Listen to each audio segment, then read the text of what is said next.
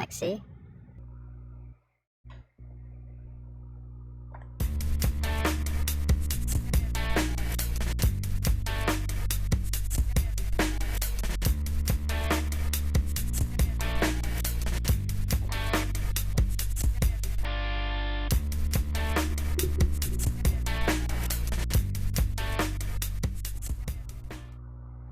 What is going on, folks? Hopefully you guys are having a good day.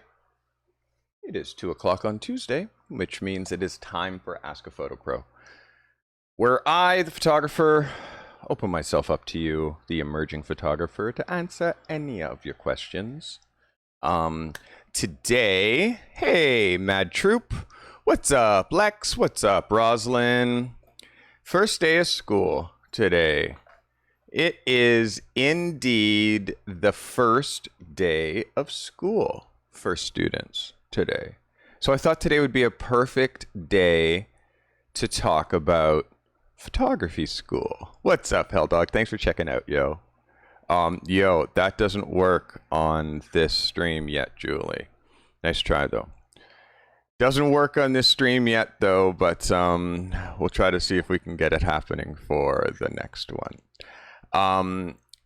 Listen, we're talking about photography school today because it was the day after Labor Day. We're going to call it 1990. So the year was 1990. It was September, the day after Labor Day. And I was 19 years old, and it was first year Ryerson photography school. Now, understand, like,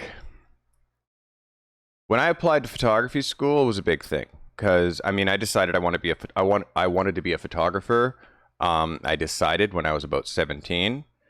Started taking pictures when I was 14. Started taking pictures of friends, people around my school, my neighborhood streets. When I got to high school, I discovered there were some pretty cool girls there, and me plus camera equaled talk to girls. Gave me confidence. So I met a couple of girls that were actually models that had agencies that I was taking pictures of when I was like 16, 17. I also had a class called Extended Media, which I started taking when I was 15, which was essentially photography class. So I learned how to do developing, processing, printing, and that was the beginning of me learning about the history of photography.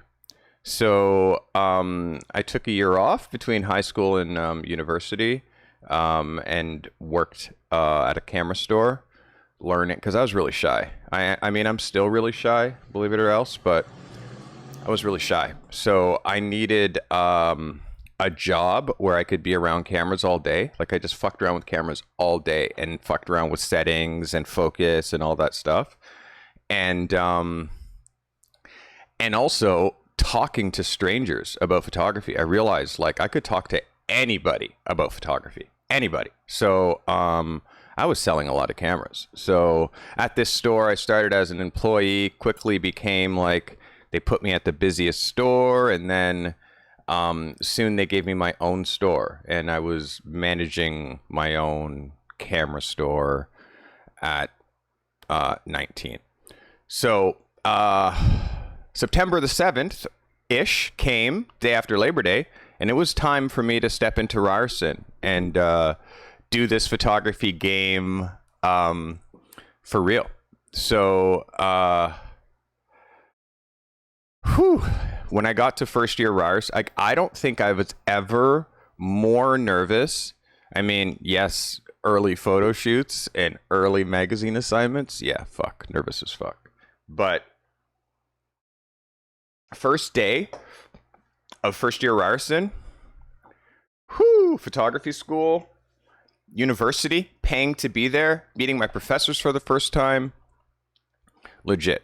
So today I just want to talk about how I believe a good photography program is structured, the different things that early young photographers learn in photography school. And because many of you guys come to my live stream, you go to YouTube, you go to books, you're always looking for photography education. I'm going to give you guys a sensibility today as far as like, this is what they teach in photography school. This is what you're going to learn in photography school if you were to go to photography school. This is what you'd learn. But because you may not be going to photography school, you're going to Carty photography school. What a perfect day.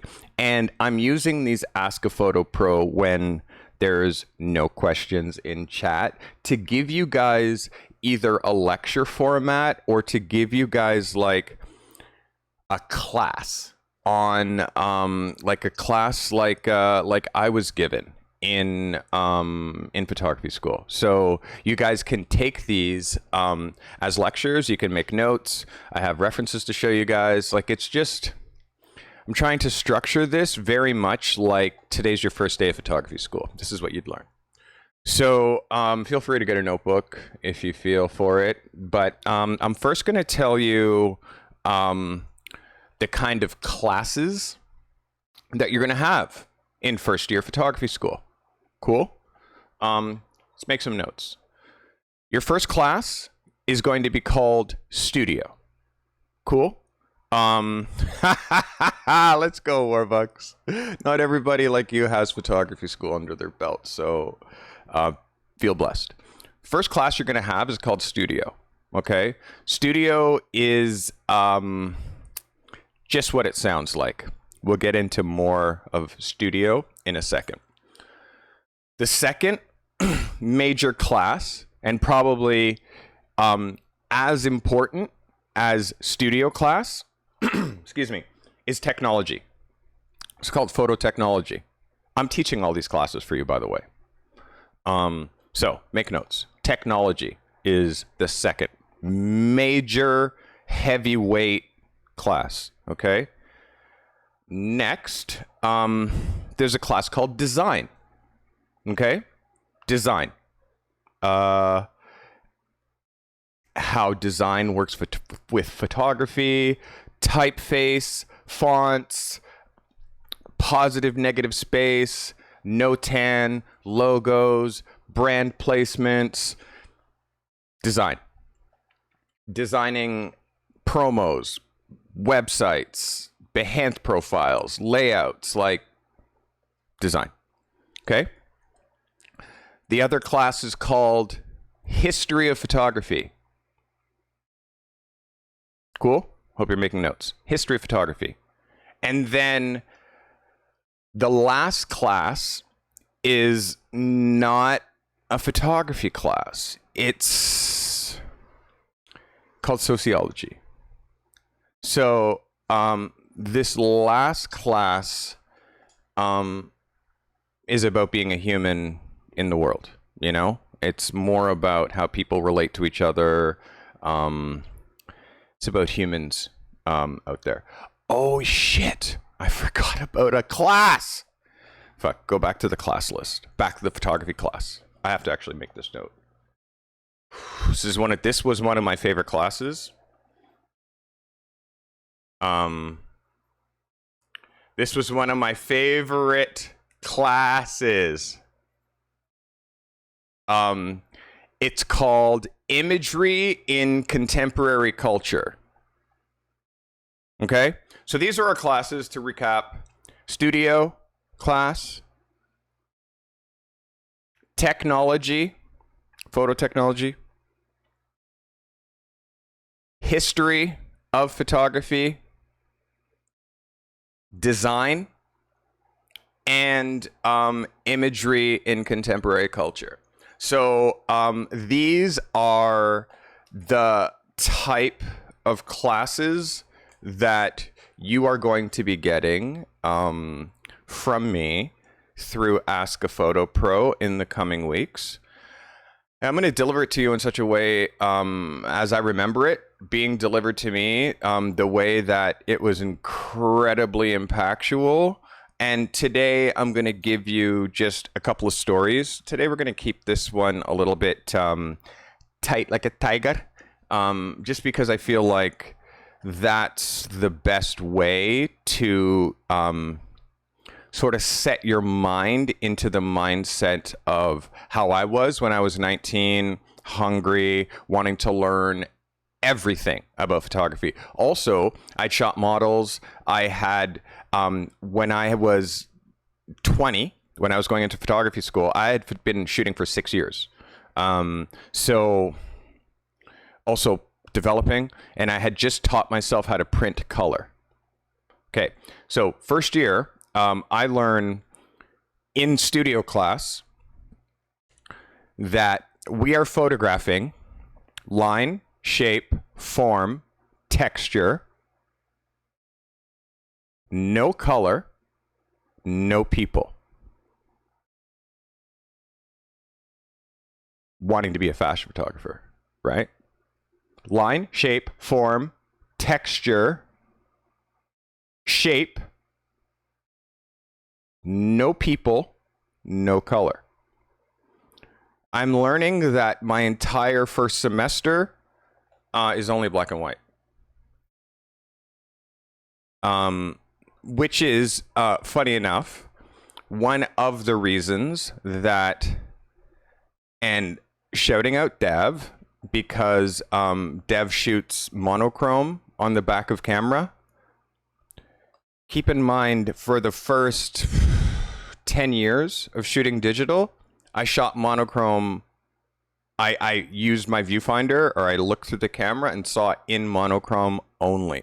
Because I'm so trained in seeing in black and white, because first year photography school was all black and white, because my first 10 years of Globe and Mail assignments were all black and white, it's like, if you can compose and shoot in black and white and it looks amazing, it's got texture, it's got line, it has cool shapes, cool composition, it's going to be amazing in color. Our eyes get distracted by the color, and oftentimes when you strip the color away, the photography falls apart.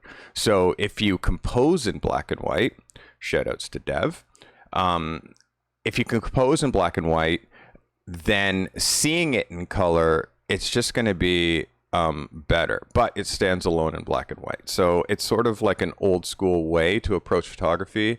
I still, from time to time, compose in black and white. I mean, I know I do that more on creative shoots, but when you're shooting beauty, when you need to see makeup color, when you're shooting fashion, you need to see clothing color. Like, there's all kinds of aspects of times where you can't shoot monochrome, but it is very visually helpful. So studio class, I learn that I'm shooting. Oh, and by the way, no flash. No flash. And the only lights that we're using are hot lights, meaning like halogen, tungsten, continuous light. That's the only light that we are dealing with. So we can't use flash. Only the fourth years could use flash. And I was like 4 year was a long way away for me. And I needed to know how to use flash like now. But as I learned in studio class, it was all about placement of lights. It's all about placement. Didn't matter if you're fucking using a light bulb, a hot light, or a studio strobe. It's all about placement. And if you don't know placement, you can have the best lights in the world. Your light's still gonna suck.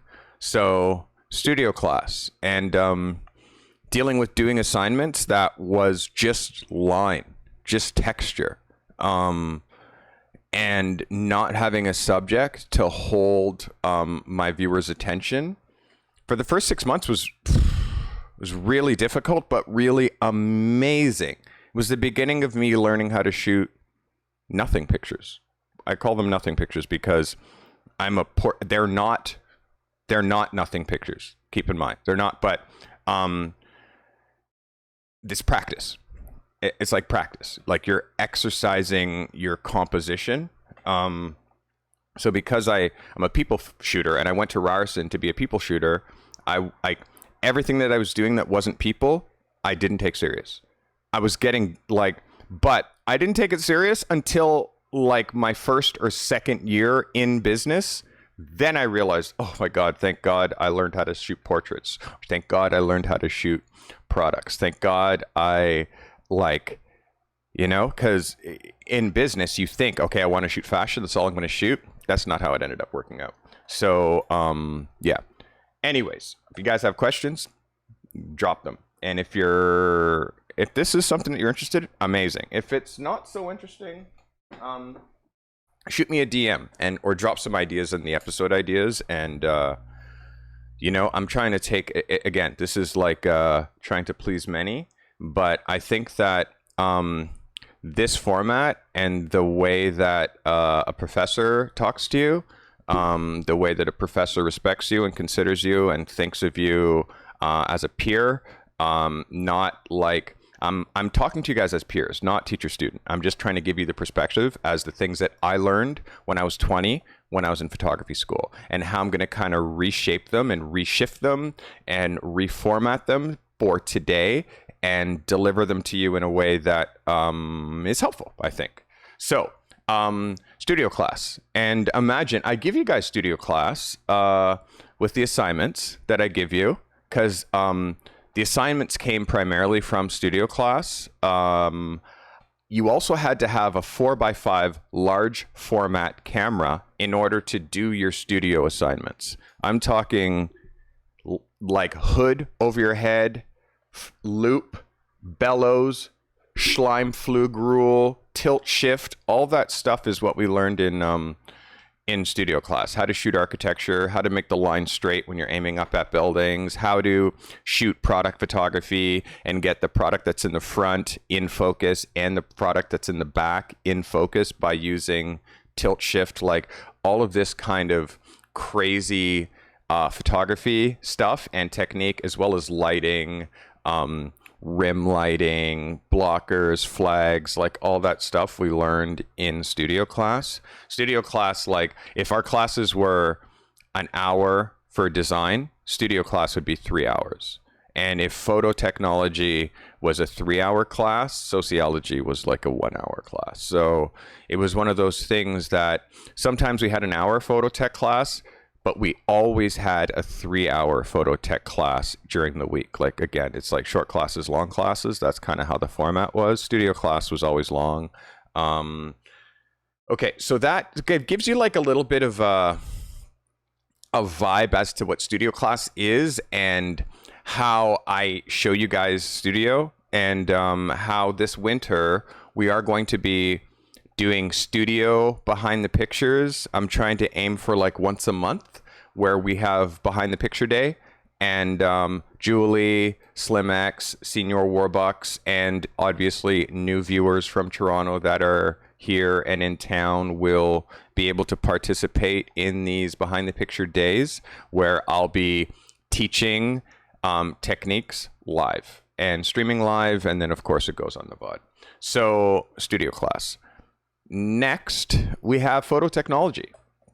Now, the thing about photo technology and how photo technology differed from studio class is photo technology was all about like D-log H curves and finding the true ISO of film.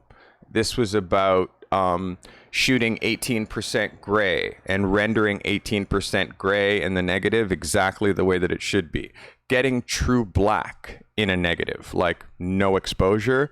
Getting pure white in a negative, like 100% white. Like photo technology was more about nuance and exposure and how the camera relates to film, how exposure relates to film, how ISO 400 isn't ISO 400. It's really ISO 260. And how do you know it's ISO 260? From doing sensitometry tests, which we'd have these like, it would be like microscopes, like these digital microscopes that you'd put after you'd process your film, you'd put it under the sensitometer and it would tell you how close you were to 18% gray in your processing after you would shoot a gray card, expose a gray card, process it. Like, so going through photo technology class for a year and a bit is where I learned the true ISO of film is like for ISO 400. They say it's ISO 400 because it's an upsell. Fast film at that time, it was like, oh my God, it's ISO 800. It's like fast film. It's fast film, but there's no grain, but it's fast film. You can shoot in low light. Like these kinds of marketing things. It was like, yeah, but really that ISO 800 film was really ISO 500 or 450 or 470. So it's sort of like in shooting it at 800, you're literally underexposing it. So all these things we learned in photo technology class. Also, wearing my photo tee right now, photo technology class is where I met Bill Scanlon. Bill Scanlon was my photo technology teacher. Bill Scanlon was the guy who, first day, he was wearing a black t-shirt, blue jeans, black boots. Second day, black t-shirt, blue jeans, black boots. Third day, fourth day, fifth day, sixth day. The next week, I'm like, hey, Bill, you got any other t-shirts? And he's like, hey, Carty, do you think I'm the one who wants to stand out in the room? If you open my closet, you'll see 10 black t-shirts, 5 black blue jeans, 3 pairs of black boots. It's all about, I want to be understated. I don't want to be noticed. It's all about glorifying my subject. It's all about shining light on my subject. I'm behind the scenes. So I wear a uniform. And also, I have so many things in my mind on a daily basis. What I wear during the day is not the thing I want to think about. So I grab the clean black t-shirt, clean blue jeans, put on my black boots. I go to work. I go to shoot. I go wherever. That's my uniform. Whoa. So, the next Monday, meaning like it was Friday, the next class, I show up to school, black t-shirt, blue jeans, black combat boots. I look at Bill. Bill looks at me. He's like, Next day, me and Batten, me and Corey, me and the next guy, me and this girl, me and that next girl. Like the entire class, guys and girls, within the course of a week, we realized quickly that Bill Scanlon was a Jedi. He knew everything. He had taught photographers that shot for Vogue. He had taught like some of the best photographers in the industry that had gone through Ryerson. People from all over the world came to Ryerson for these professors to teach them photography. So I worshiped this fucking guy, and I dressed like him every fucking day, sitting there, listening to, like, never disrespectful, just listen to Bill. Bill knows. And when I was quitting Ryerson, like a year and a half later, it was Bill that I went to that was like, Bill, fuck, I can't. My parents are getting divorced. I can't afford to stay here. I have to work. Like, I'm going to have to get a studio. And he's like, hey, Carty, you're good. You're as good as Walter Chin was when he was here. Don't let school interfere with your education. If your photography education is going to live and die here in Ryerson, you're finished already. Photography, you learn photography every time you do photography. Every fucking time. So don't let school interfere with your education. Go out there and do it. Like, you're definitely not here in school. You're not present. You're not doing the assignments. You're not doing anything about school. You already have your foot out the door. Just go do it fully. Got your back. You're going to do it. You'll do great. So, Bill Scanlon. And that's the kind of like push that I had going out into industry. Obviously, the black t-shirt, that sensibility, that's something that you see. Let's go. Yo, thanks for the raid, buddy. Raided, yo. Say hi to the new viewers. Yo, Carty crew, we got a raid. Show them how we do. Thank you. I appreciate that. Not even fair. Thank you, buddy. Appreciate you. Yeah, so basically, imagine I worshipped Bill. Everybody did. Like, he was the fucking guy. And he really helped me learn, like, being good technically as a photographer was very fucking important, because I thought that I was a fucking good photographer. I thought that I knew aperture, shutter speed, exposure. Yeah, whatever. Got it. This fucking guy really made me feel like humble yourself, you little asshole, is basically was the vibe. Humble yourself. Carty, who thinks he knows everything, who's 20, humble yourself and learn. And literally from that point, I was a vessel. And I realized, like, you can learn about photography at any age from anybody at any time. Like, photography information is just out there. And it's up to us to gather, see all these styles, see these visual signatures, filter them through us, and generate something that looks and feels like us, you know? So, phototechnology. And we're going to talk, and we do talk a lot about phototechnology. You guys know that. And phototechnology lives in nuance. And also phototechnology, the difference between shooting live view and putting your face in the viewfinder. Like phototechnology, the difference between using histogram for metering and using a handheld light meter. It's literally, it's two ways to do the same thing, really. So there is no wrong way, but because I'm old school, because I'm classically trained, I'm showing you a little bit of old school and a little bit of the way that I was trained. Surrey, thanks for hanging out, buddy. I appreciate you. Lex, mwah. Okay, so more. That is phototechnology, and we talk about that all the time. Here's another one. Design. Fuck. This guy, who was my design professor, holy fuck. I love this guy, John Solofsky. Bill Scanlon, John Solofsky. John was an older dude, so I'm sure he's no longer with us because it was fucking 30 years ago. He would be 100. John Solofsky was so fucking profound with his delivery, the way that he spoke, the way that he commanded silence.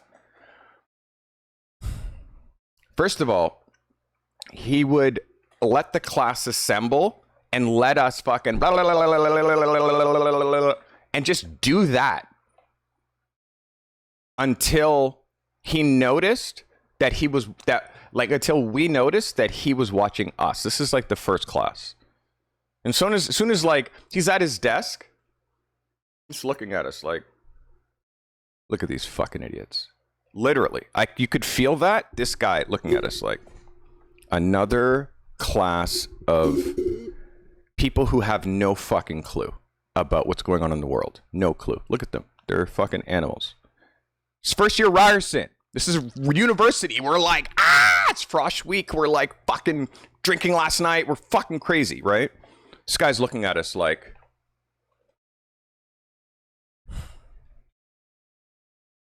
so he gets up, stands at the podium. We're still like, blah, blah, blah, blah, blah. Stands at the podium. And I instantly shut the fuck up. Instantly. He looks like Sherlock Holmes. He's wearing like a tweed jacket, button down. He has a goddamn pipe in his jacket pocket. He has like a nice cap on. And he has this pen in his pocket next to his pipe. And he goes like this. He literally pulls out this pen. He's staring at us. The room is fucking pin drop at this point. Pin drop. He holds his pen. And he literally balances it. Flips it. Like, dude, this guy's staring at a fucking pen for 60 full seconds. you know, you're looking at the students next to you, right? You're like, the fuck is this guy doing? Then he says, always write with your favorite pen. Gets out his notebook.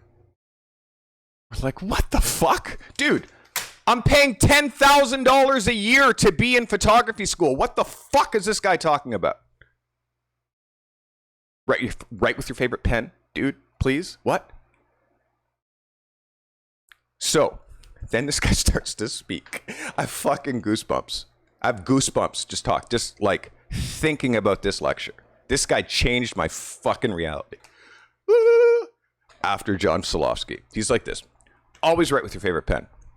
And he says this, the true artist strives. Okay? Strives. We always are seeking the tools that we must have. If you're a painter, you must have this paintbrush, you must have this paint set. If you're a designer, you must have these fonts, you must have these research materials, you must have. If you're a photographer, oh my God, like you assholes, you gotta have this camera. I gotta have this camera. I have to have this lens. I just must. I must. It's like, artists, you guys fucking make excuses. That's what you do. You're excuse factory. If only I had this, then I could really fucking make pictures. He said, you need to get that thing that you seek so you can shut the fuck up and get to work and stop making excuses. Dude, this guy swore at us. This guy said, shut the fuck up. It's like, holy shit. The university was no joke. Holy fuck. My professor just told me to shut the fuck up. He's literally said, shut the fuck up and get to work. He's like, if you have that thing that you want, whether it's a Leica or a lens or a Hasselblad or whatever, go find a picture of it, cut it out from a magazine or whatever the fuck, and put it on your bathroom mirror. Put it in your locker so you see it every day. After a week, a month of seeing this fucking picture, and oh, by the way, you can't take that picture down until you get that thing. After a month of seeing that thing, after 2 months of seeing that thing, you start to being like, I need that to be reality so I can stop desiring it. But then funny enough, once you get that thing and it's your camera and you start shooting, it's just your camera. And you can stop, you no longer are like, I need this. You realize the thing that you have is the thing, so just fucking shoot with it. Like, you're always going to get new things, but focus on what you have and work with you. Every pen is your favorite pen. It's the fucking pen you have right now. You're working with it. So this guy fucking mind-fucked us, and like, I quickly went home, opened up Photo Magazine, found a picture of a 500 cm Hasselblad Classic, cut it out, put it in my bathroom mirror, put a picture of it in my room, put a picture of it in my locker. Saw this Hasselblad every day for a year. Second year, I get a grant from Ottawa. The last year in Canada, they were giving free money to students to go to school. Just a grant. Here's $3,000 to go to school. You don't have to pay back. I got a grant for $3,000. I literally took $3,000, went directly to the camera store, gave $3,000, took my brand new Hasselblad 500 cm Classic, and I quit school. So it's funny because it's like, that's how I got my Hasselblad. I got my Hasselblad for free. Like, it was like literally a government grant, bought my Hasselblad and literally started my career. And I soon after quit photography school and went rocket. And Bill Scanlon, not Bill Scanlon, John Solofsky. John really wrapped my head around design, color theory, logos, how text works with pictures, the actual format of a magazine, like how magazines lay out, how they choose a cover, why they choose a cover, but also into like Jan Vermeer and Josef Albers and like color theory and notan and positive and negative space and like all of this stuff that's related to design and text and copy, space, everything that relates to photography and how we see photography, and also shooting photography in a design way. Also, he would make us draw a lot. And I fucking hated drawing, considering like my brother is a fucking classically trained artist and can draw like photorealistically. I'm not that. I like it. Just it makes me crazy. Like it's and this guy made us draw continually and build dioramas and color theory fucking wheels and like. But this guy was a fucking genius and opened up this left side of my brain in a way that was just creative and understood nuance, and like he literally like opened my eyes to the world. John Solofsky. That's design. Design and always write with your favorite pen. That sentence had me with a Hasselblad in my hand 12 months later. And there was no way in the world that a 20-year-old kid with no money, like literally could afford a professional Swiss-made fucking Carl Zeiss. Like it was the height of what I wanted in life was this fucking Hasselblad, because I knew I would have it my entire life. And I got it when I was 20. And it's fucking in my safe right now. I still have it. It's cracked. And I've shot Pharrell and Tom York from Radiohead and Tony Bennett and all these people with this camera. And it all goes back to like when I was 20 years old and my John Solofsky saying, always write with your favorite pen. If you have a tool, fucking get it and shut the fuck up so you can just work, which is the reason why I have the R5. It's the same reason, which is also why, by the way, when was the last time you heard me talk about my fucking camera? January, February, when I got it, like way back then. I talk about it never. So it's just a tool, and like I have it, but it's not even part of the conversation because it's just a fucking paintbrush. You know what I mean? So always write with your favorite pen. If you want that camera, you've got to have it, get it, and shut the fuck up and start taking pictures. You know, we always like, but once you don't, realize the best camera, as Chase Jarvis said, the best camera is the one you have with you. So the one that you have right now is your best camera. Shooting pictures helps you know the kind of photographs that you want to take. Working through your visual signature, your rules and all that, like teach you the kind of tools that you need in order to make your visual signature clearer, easier to articulate, but they're just tools. They're not you. You are the product. You are the creative source. You're the artist. You're making the work. So the tool is just the tool. But then we're going to take it into a little bit into the sociology thing and a little bit of the life of the true artist. Yo, thanks for the host, man. I appreciate you hosting my channel. Always, I appreciate you hosting me. Love you, Spetty. Thanks, buddy.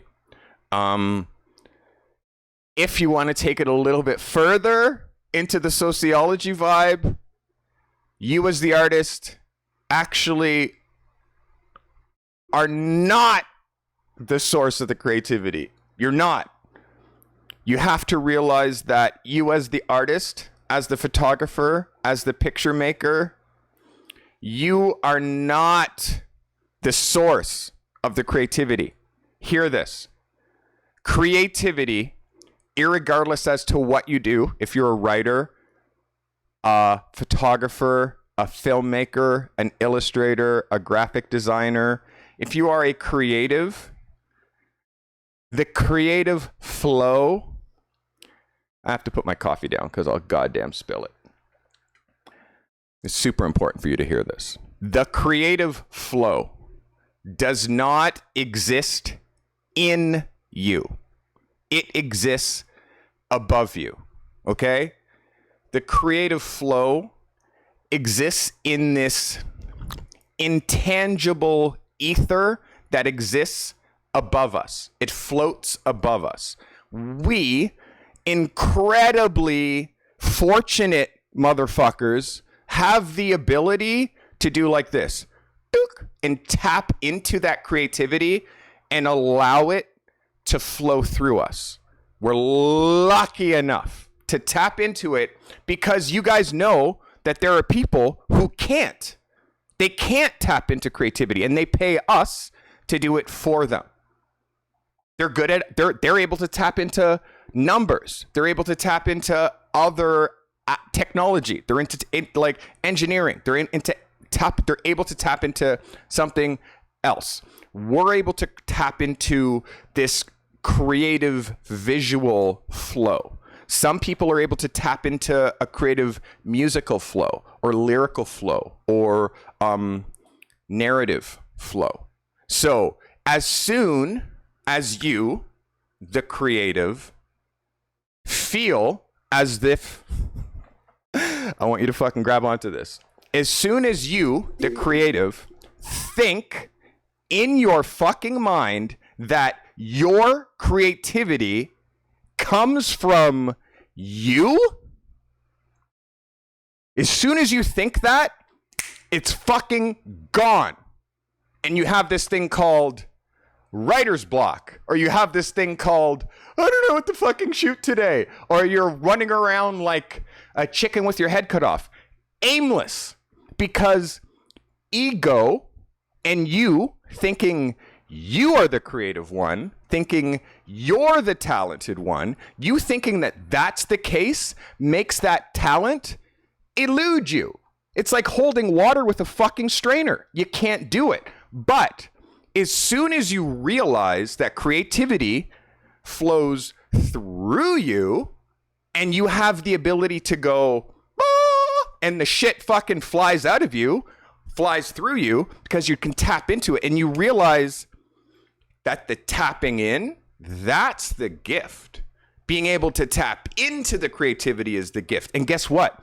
That creative flow, it's all encompassing and it's never ending. It never ends. It's there forever. You can always just tap into it. Tap into it. Once you realize that, your creative life, your life as a maker, it will just unfold.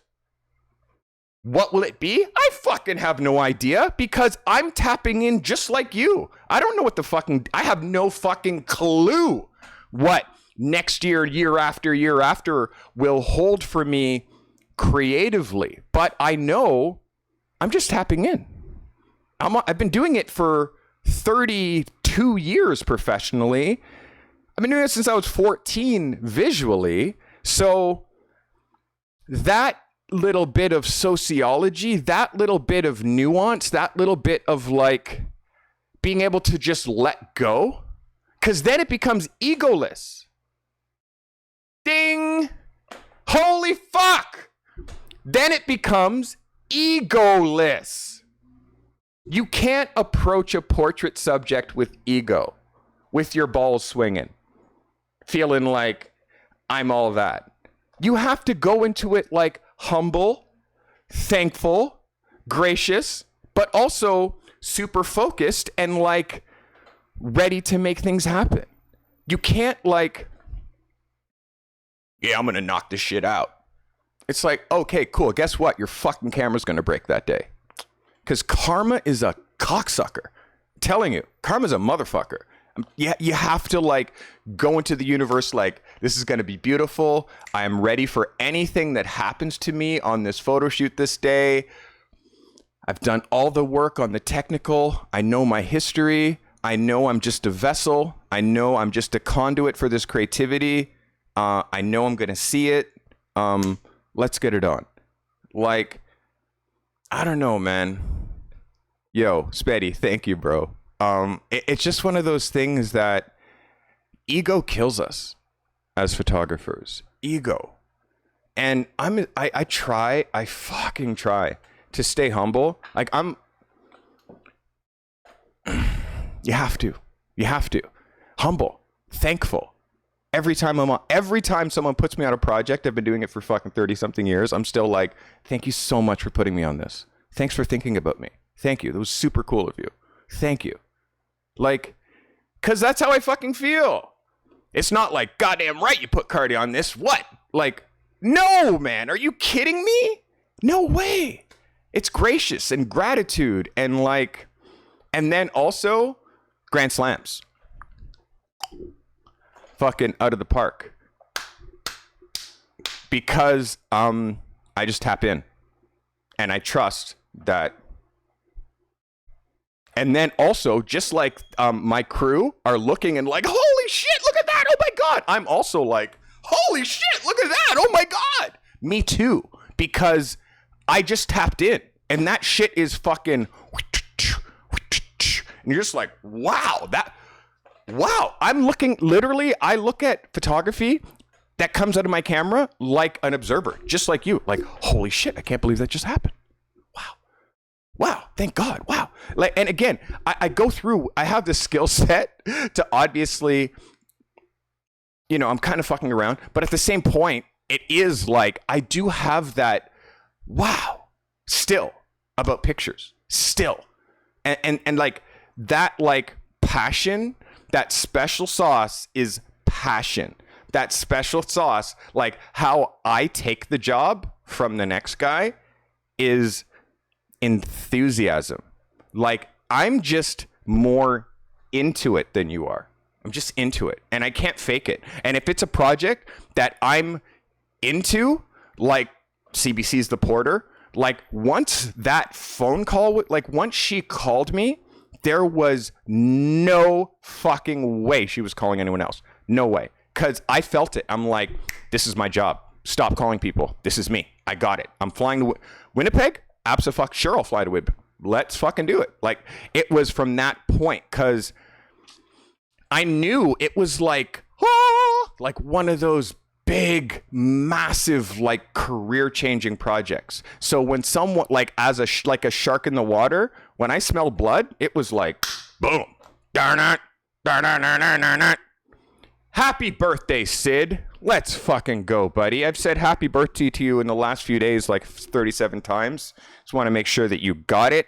Happy fucking birthday, Sid Coletti. Thanks for hanging out in chat, buddy. I appreciate you. By the way, if you guys are lurking, know that I have a relationship with every single person who watches this stream. Every single person. Every single person who watches my photography streams, I develop a relationship with.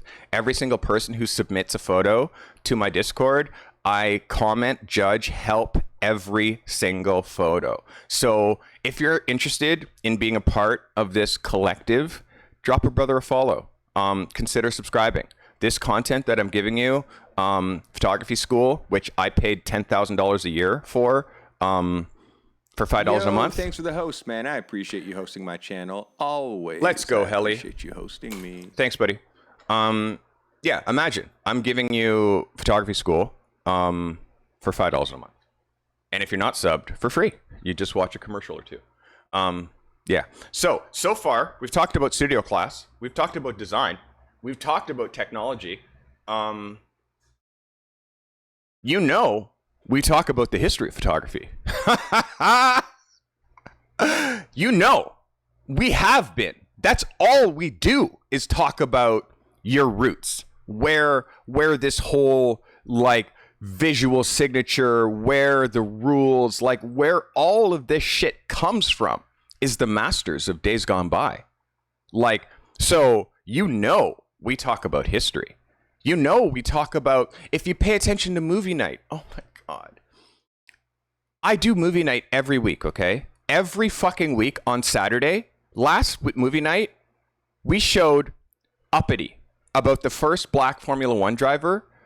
This is, you think it's a movie about racism? Sure, it has that in there, but it's a movie about perseverance. It's a movie about, by any means necessary, I'm going to fulfill my dream.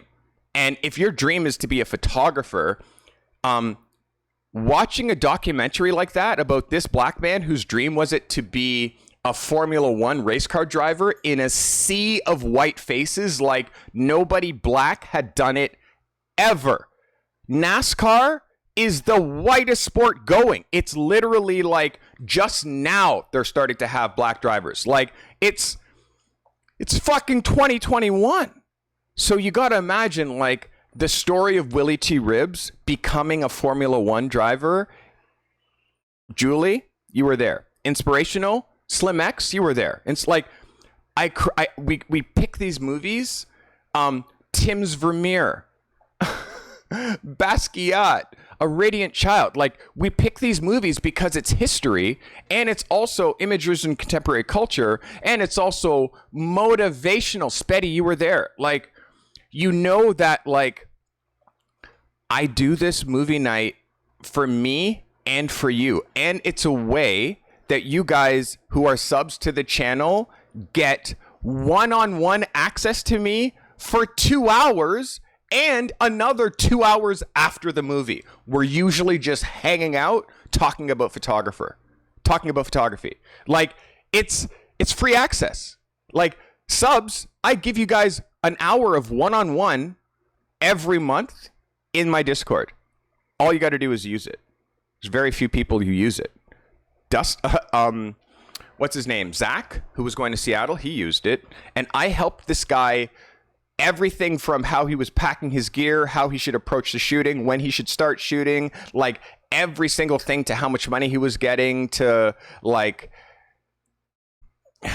walked him through an entire, like the biggest job of his life so he wouldn't fuck up. You know, I'm here for you guys, but you have to use me. You know, I'm a different type of streamer. You know, I'm a different type of streamer. Like I wear my heart on my sleeve and I give you guys truth, you know, and whatever level you're at in your photography career, there's an angle to help you get to the next level if that's what you seek. For me, I'm trying to help people who are serious about photography, because if you're just like, I mean, yes, I'm going to help you become better at taking pictures if you watch this show, but the people who watch the show want to fucking be photographers. They want to be photographers. They want to cross over. They want to leave their fucking job that they hate and make a living at pictures, which they fucking love. That's what they're trying to do. And that's what I'm trying to help you guys with, give you the tools and the confidence, because you're already tapping in creatively and executing images. And I feel like I'm helping you guys do that better on the technical side. But there's a lot of nuance. And you guys know I'm all about the history. So I show you a lot about the history of photography. Lex, I want to help you more one-on-one. Catch you up with the rest of the class, because I know you're nervous technically on a couple of things, and I know Julie is going to help you. Julie in chat. I know my man Senior Warbucks is going to help you. I know everybody's going to help you, and any of that, because I provided Introduction to Digital Photography Module 1 for you, which is like an entire like 45-page notebook, which I spent like a month developing. I gave that to you, which are notes that I sell, funny enough. But I gave that to you to kind of bring you up to speed. I want you to highlight areas that you don't understand. Bring that to me in the Discord, and we're going to fucking knock it out so you get it. So imagine that is just a little bit of an overview on the history of photography class. The next one, which was one of my favorite classes, and we had to do a presentation in this class of our own work. Like we had to do a slideshow of our own work as like our final year project. And I shot fashion pictures and did like a 3-minute slideshow to George Michael's Freedom 90, which is the video with fucking Kate Moss and Christy Turlington and Naomi Campbell, blah, blah, blah. Like, So yeah, for me, I was fashion photographer all day. So images and contemporary images. Yo, man, thanks for the sub. I appreciate you. Thanks for subscribing. Welcome to the Carty clan. Let's Not fucking go. Let's even fucking go. Fur. Yo, not even fur. Thanks for the sub, bro. I appreciate you. I love you, in fact. I appreciate you a lot. Thank you. Imagine images in contemporary culture. You guys get that too, obviously. Behance, whoa. Like all the photographers that I show you from right now that are just cracked, doing the best shit you've ever seen. Images in contemporary culture was a class. And showing you a photo editor, showing you the best portfolios, the best promos, the best visual signature styles that I can find from photographers all around the world. That's images in contemporary culture. And that's also part of what I roll into behind the picture and Ask a Photo Pro. So if you imagine those 1, 2, 3, 4, 5, 6 with sociology, those 6 classes are what makes up photography school primarily. And different schools teach it differently. Some schools are way more focused on studio. Some schools are way more focused on theory. And I don't know. Some schools are way more focused on technology. And I went to a school that was way more focused on, I think, the technology. I don't want to say the technology of photography, but the technical aspect of photography. Let's say you could say I went to a technical school for photography.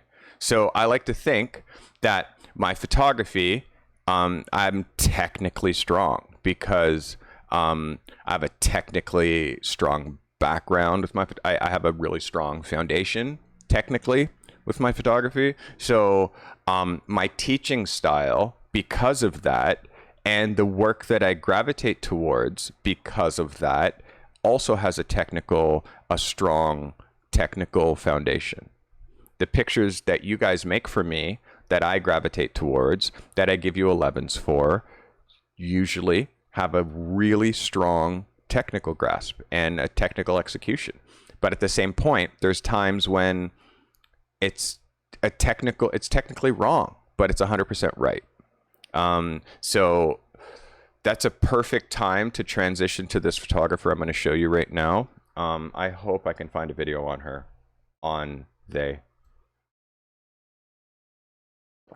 in roughly 2011, I discovered 14-year-old photographer Eleanor Hardwick. Eleanor Hardwick is now non-binary. She now goes by they, them, and she's now called L Hardwick, which is why during Behind the Picture, Corey and I were talking about this photographer that I showed Corey way back then, and inspired Corey because this girl was shooting for Vice, ID, Fader, all these magazines when she was 15 years old. Like, I'm going to say again, she was shooting for ID, Dazed and Confused, Fader, Vice, when she was 15 years old. Okay? So, I'm going to show you some of L. Hardwick's photographs, and then I'm going to try to find some video content on her. So, as part of this week's inspiration, photographer L. Hardwick. So, as mentioned, I discovered L a long time ago. This is just her main portfolio. As far as technical wizardry, you're not going to find it. As far as idea and inspiration, 100% you're going to find it. L. Hardwick is a people photographer and creates scenes and shoots a lifestyle in a way that is kind of unmistakable and has been doing it literally for 12, 13 years, so half her life. She's probably 25, 26 right now. It's not about technical perfection. It's not about film or digital. It's not about, like, it just is. Like, how she composes, how her pictures are cropped to 8x10, how her shit's center focused. Like, all of that shit, like, none of it matters. It's just, keep in mind, this is like a child prodigy, this photographer.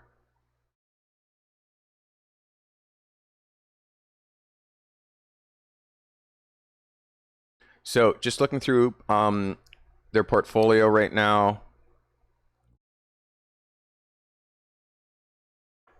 And this, like, Elle's self-portraits are the work that they did first that really blew, I think, not just me, but everybody away, was the self-portraits.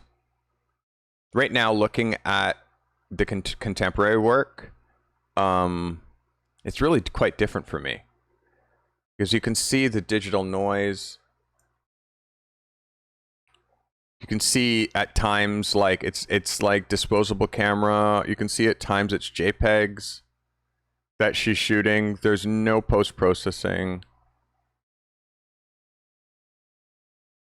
It's almost as if she wants to have a digital lo-fi look to her digital and like a lo-fi film look to her film. Because if you can see here, this is like dust from when it's printed, and you can see this hair on the frame here from when it's printed. So film is definitely a factor here. And just how the no retouching, I can't tell you how big her style is right now. Like this, like almost like a nothing style. But it's, funny enough, like so incredibly developed. Like it's Vice magazine.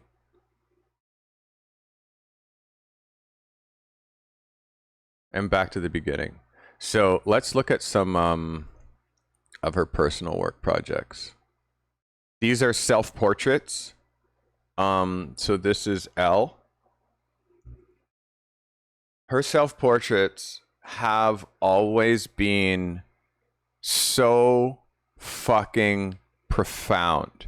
She's been making self-portraits since she was 13 years old. So her self-portraits is the work that was first published, was first discovered.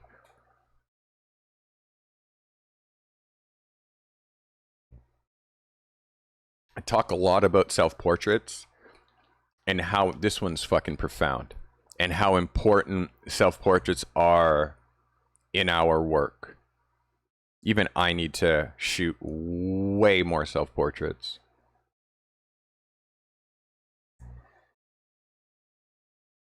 Profound. Profound. Like, again, she's been this style. This is Eleanor Hardwick style, unmistakable. Like Scotland, rolling fields, her in a dress, in a random set.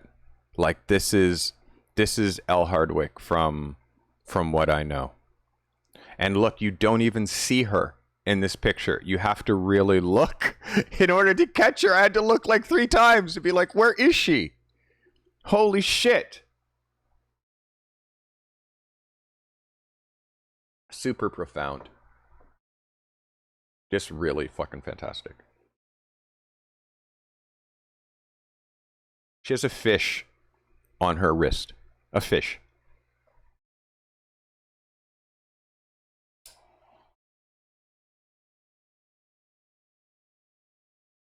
So as we roll through the new format of Ask a Photo Pro, know that the vibe is going to be leaning towards inspiring you as well as giving you the tools to create the kind of images that you'll carry with you forever.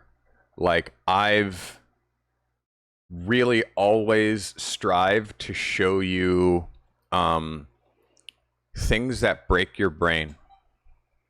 And keep in mind that I discovered Eleanor Hardwick shooting like she shoots at 14 when I was like 39. So understand that talent and being able to tap into talent knows no age.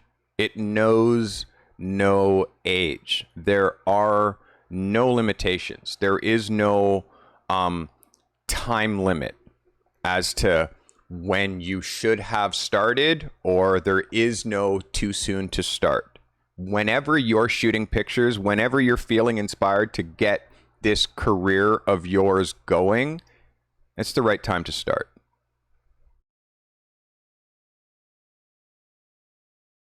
Just know that photography is there for you. It's there for you to exercise. And I show you the kind of photographers that bend your brain and should inspire you to also create the kind of work that also bends brains.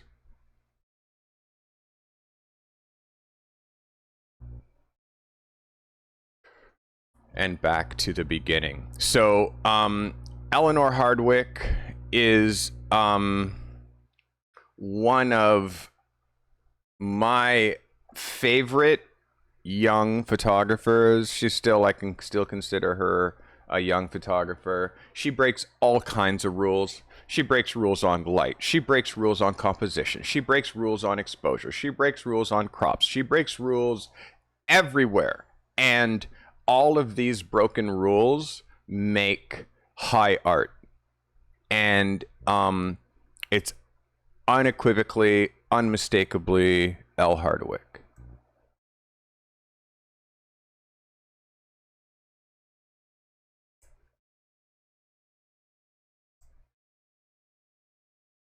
These are all magazine commissions.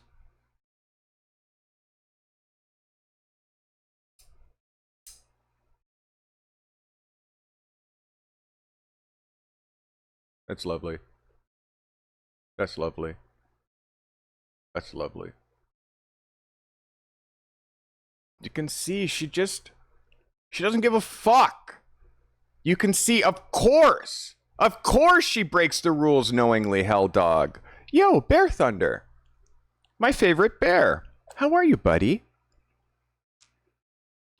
Yeah, she knows she's breaking the rules, Hell Dog. She knows, but she gives no fucks. Like, that's the thing. Like, this is the thing that's like so important to understand when it comes to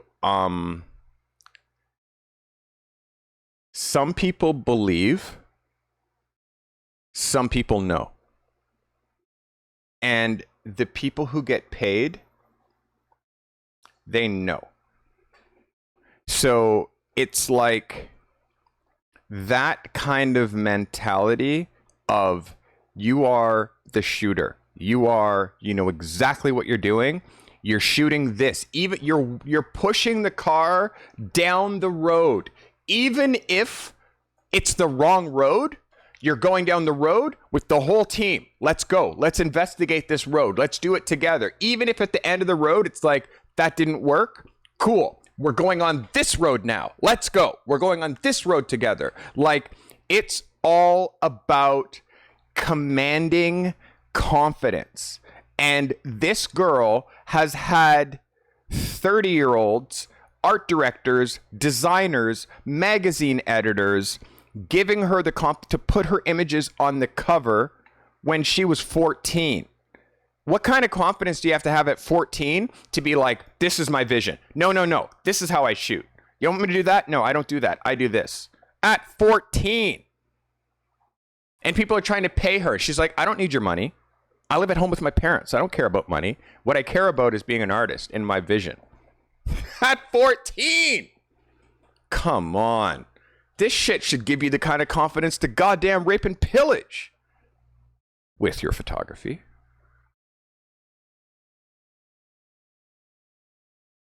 Oh, this is fantastic. Like, this is just... Look at the emotion and heart in this picture, man. Like, look at the emotion and heart in this picture. Elle Hardwick is fucking cracked. And I'm so happy that I'm rediscovering her and her work with you today after maybe not seeing her work for 10 years. Really, 10 years. Like, no, not 10, because 10 years would have been 2011. Like, call it 8 years. Look at this with the plexiglass, like the plexiglass panels, like in front of each subject. Like, it's actually pieces of gel, and you can see the girl holding it on the black guy's arm. She's just holding the gel, and then there's someone else holding one in the center, and there's someone holding one on that side. Like, it's just super simple, clever, low angle, aiming up. Like, it's just like light on the brother, the middle guy's in open shade, the other guy's half and half. Like, there's just, I love it. I love this shit. Love it. I love the no lights, no bullshit.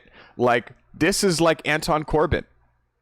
Like, this is Anton Corbijn with U2 and how he used to shoot U2. And it's also a square, which is like, you know? Yeah, wires out of the head, you said on this one? Yeah, it looks like.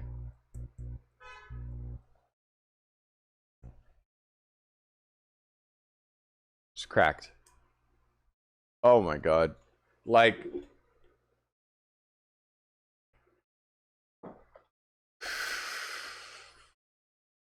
You know? Elle Hardwick.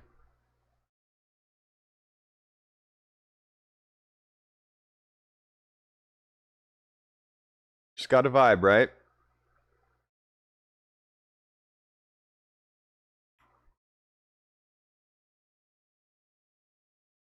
Yeah, the whole, like, yeah, it's like I train you guys on distractions, you know, like, train you on distractions. Watch for this, watch for this, watch for this, watch for this, watch for this. And it's like, you know, I'm training you because of editorial rules, right? And magazine rules and all that stuff. But I try to also show you the other side of the fence. Shooters that don't follow rules and don't like, they might not even know that there are rules, but somehow they're still working. They're still slaying, you know. Eleanor's one of them. Oh, this is fantastic. This is technically wrong on so many fronts, but it's fucking brilliant. It's brilliant. Brilliant. This is her magazine editorial.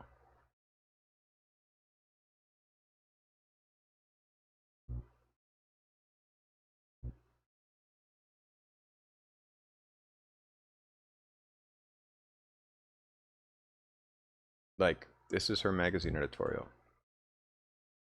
How crazy is that? Oh, that's so lovely. That's so lovely. So lovely.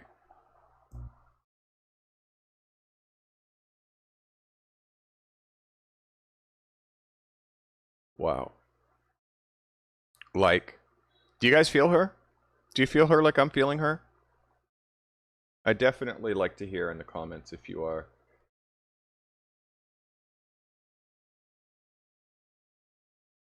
Bear Thunder says a lot of time he doesn't get art. Yeah, you do, Bear. You feel it in your stomach, bro. You feel it in your stomach. And if you don't, it's okay. It just means it doesn't, it means that it doesn't resonate with you. Yeah, 100%.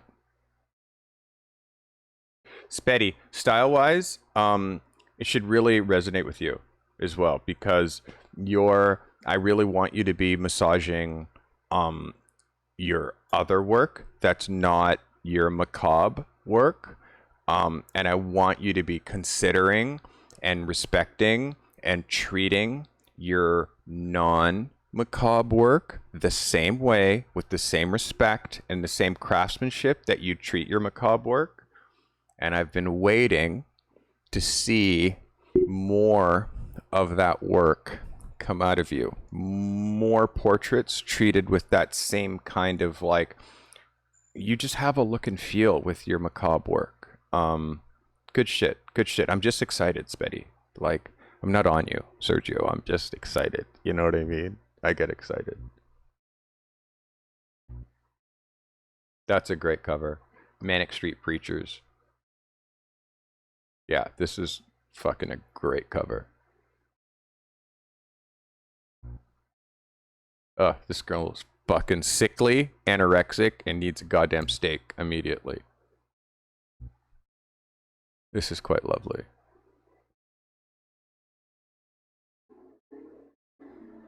This is quite lovely.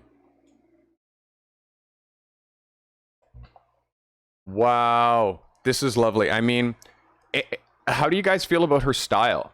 Like, her style, her visual signature. Do you think that she deviates a lot, or do you think that it all kind of comes back around and still feels like her? Like, I'm interested. I'm interested if you feel like, I'm gonna hide myself for a sec. I'm interested if you feel like these pictures like feel like this is her commercial work.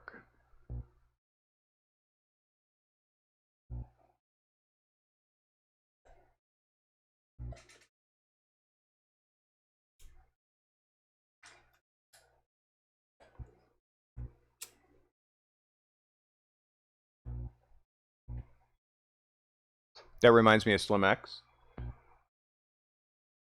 The underlight, that's a bit weird.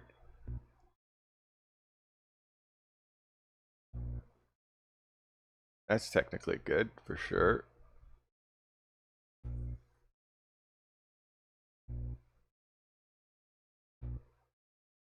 Wow, that's interesting. Yeah, she does have a lot of styles, right? She does have a lot of styles that she pulls from. That's lovely, but it almost feels too clean for her. Love this. Love this. Love. What a great rock and roll photo. That's great. Yeah, she fucks with a lot of styles, but you can see, like, she's robbing and pillaging. Like, look at all the work that she's doing.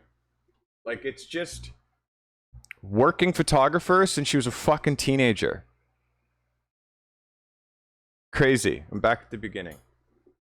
Yo, that's a little bit on Elle Hardwick, and I will drop Elle Hardwick's link right here in chat. I hope you guys enjoy, because again, it's like I don't usually do this week's inspiration during Ask a Photo Pro, but I'm trying to change up, as I said, I'm trying to change up the formatting and just make this show a little bit different. I'm not sure if you guys have uploaded or shared anything in the Discord since Sunday, but I am gonna look to have a look, see. Yeah, it's some of them look like she's high as a kite shooting, and some of them looks like she's been shooting forever.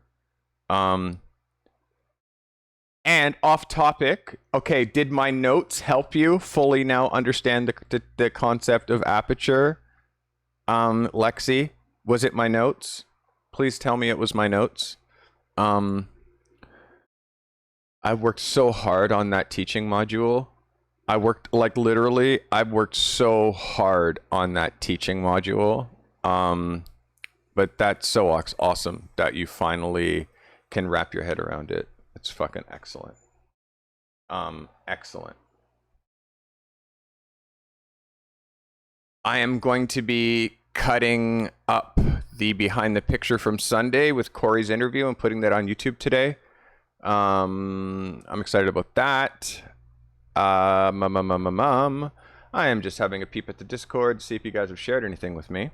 If you guys aren't on the Discord, drop an exclamation mark or command Discord in chat, which will give you the Discord link. Oh, you're very welcome, Not Even. You're good shit, dude. Thanks for the sub. Thanks for the hangout. Jason posted a new video. Ari posted some new photos. Rosa posted new photos. So we're gonna just blast through. Also, Spetty reworked some old photos we're gonna share. So let's start with Spetty. So this was the type of macabre work.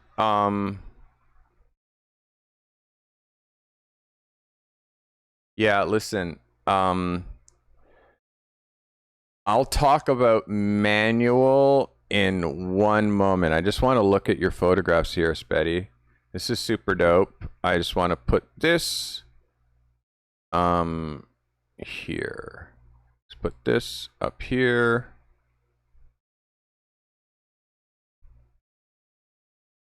And we can close this.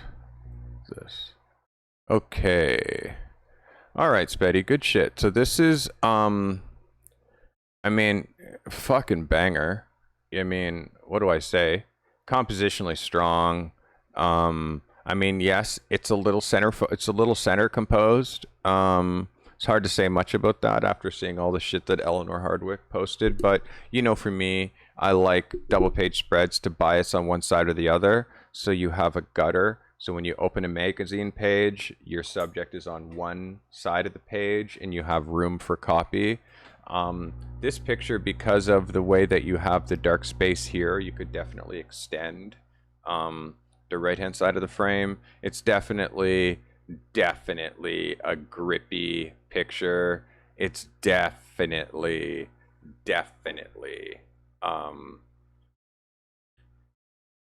yeah, exactly. Sorry, Lexi, everything that Sid is saying and Bear Thunder is saying and Helldog is saying, right now you're getting that 50 millimeter 1.8.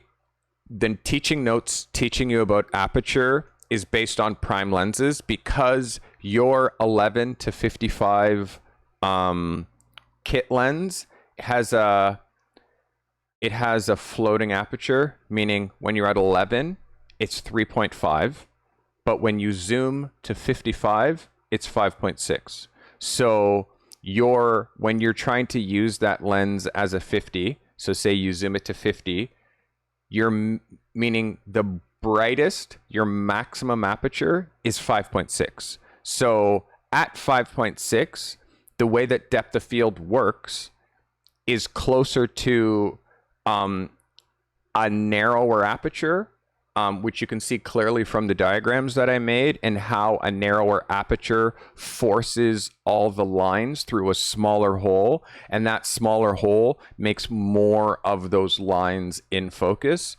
So it's like I explain depth of field very much in the notes, and zoom lenses don't give an accurate depth of field because a zoom lens has between 11 and 20 pieces of glass or elements inside the lens, which aberrates the light in such a way that it straightens all the lines. So even if you're at as wide open as the zoom lens can get, an 11 to 55, because it's primarily a wide angle lens, it's more of a wide angle lens than it is a normal lens. Because of that, you don't get a real depth of field with a 50.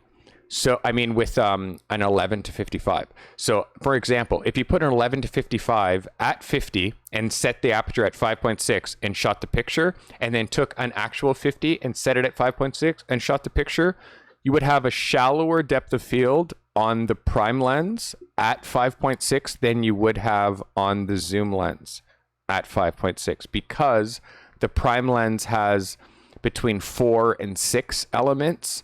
Zoom lens has between 11 and 20. That's why prime lenses are faster in aperture, faster in focus, and sharper, because there's less glass, they're less heavy, it just zip, zip, zip, zip, zip, and it also gives you a true depth of field. So don't worry, you're not getting me off topic, it's fine. So, Spetty, this is fire. I know that you're reworking an old shot. The thing I love about this is it's technically perfect. Technically perfect. You see the pocket of light. You're using hard light, which gives hard shadows, which really works for this. The reason I know you're using hard light is how hard this line is. Oops, it's not showing my let me just actually know how to fix this monitor when it's not working properly. I know how to do it now. So imagine nope, still not working. Let me try this again. Default. What's up, Burbs? Thanks for hanging out. There it is. So I can tell you that here you see this hard line. I can see that that hard line is why that's how it's telling me that it's hard light. Undiffused. I can also see these shadows existing on the gloves. It's just technically perfect, dude. Like, I love it. It's technically perfect, and you know how I love a technically perfect picture. This picture's great. Obviously, the center composition with this picture is a little bit more, and I know also this is reworking an old picture. I wouldn't mind seeing this as a vertical. She's the real focus. I wouldn't mind seeing it this way. Again, I know you're reworking old pictures, but again, another technically perfect picture as far as contrast. It's got white, black, gray. It's got detail in the highlights, detail in the shadows. Yeah, it's like Bear Thunder's Bear Thunder's test with shooting the tape measure. That's definitely a cool exercise. Sid, I love you, bro. Happy birthday again. Thanks for hanging out. This is new stuff from Rosa. New bee pictures. This is great, Rosa. Really great. I love like a secret as to how you can tell if a picture is compositionally strong is looking at it small. So here's a little example of that. Seeing this picture small, you can see that it's compositionally strong. Just like, boom, yes. So really great. And also how that one leaf that pulls you out of the frame is the leaf that the bug is in. So it also pulls you into the frame. You know? It's great. Fucking great. Now, again, small picture, from the small picture, composition. You can see it right away. Like, you can't hide an 11. You can't. You can see it. You can see a fucking 11 out of 10, even if it's this big. It can be this big. You still know it's a banger. Rose, this is one of the best ones. One of the best that I've seen of the bee. This is fucking fantastic. This is so cracked. So cracked. Absolutely an 11 out of 10, Rose. This is fucking cracked. Be very proud of this picture, girl. This is really great. Really great. Some more from Rose. Wow, this is cute. I wonder about this being, this should be like rotated clockwise. So it's horizontal, like because of the composition. Even if you shot it this way and it's standing on a vertical thing, I still think that it should be shot this way. This is just 2 cents in a bag of chips. Goddamn cute things, these.